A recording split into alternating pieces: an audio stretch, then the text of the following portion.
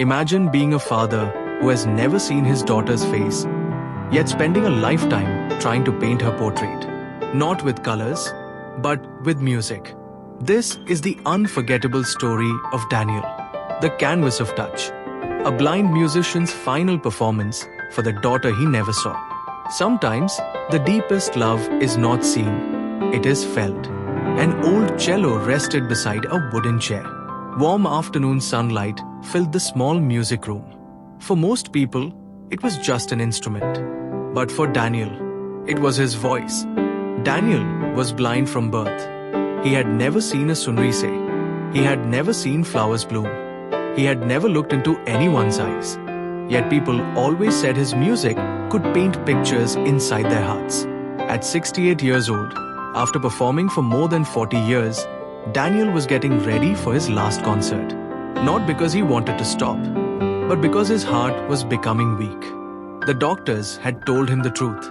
He did not have much time left. There would be no farewell tour, no second chance, only one final performance.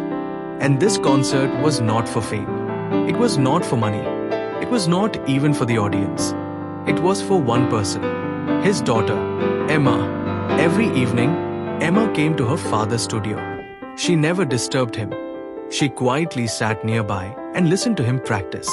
One evening, Daniel stopped playing. He smiled softly. Emma, she walked towards him. May I see you? He asked. This was something they had done since she was a little girl. Emma gently held her father's hands and placed them on her face.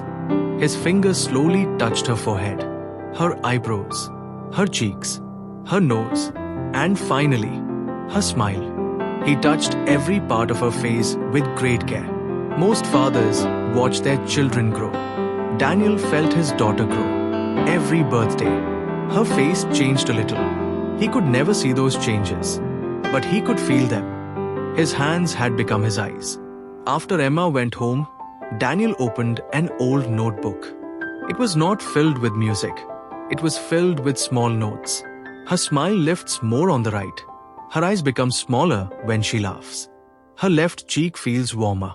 These words meant nothing to anyone else. But to Daniel, they were pictures. For many years, he had been trying to do something impossible.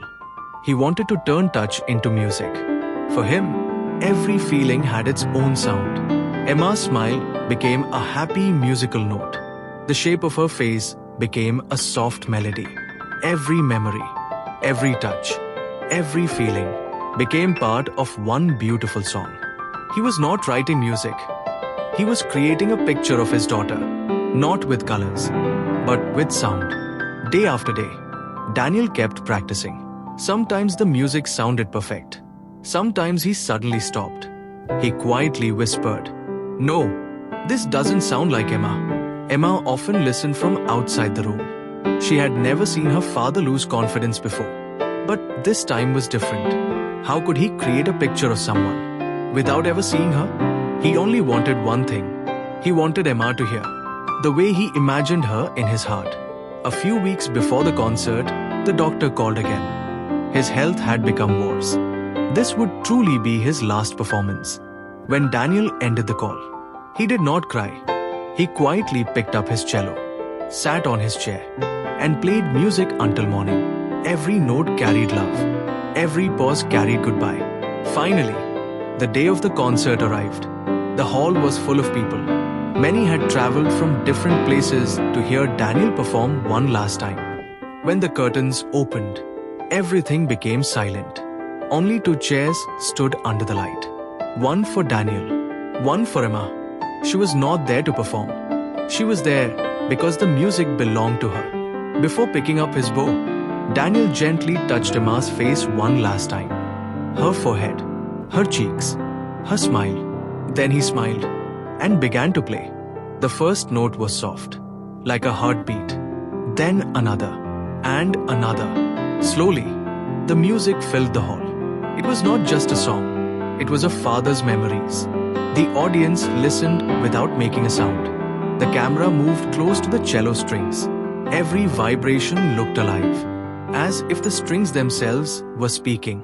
Emma closed her eyes. She remembered her childhood. holding her father's hand, learning to walk, listening to bedtime music, his hugs, his love. Everything was hidden inside the melody.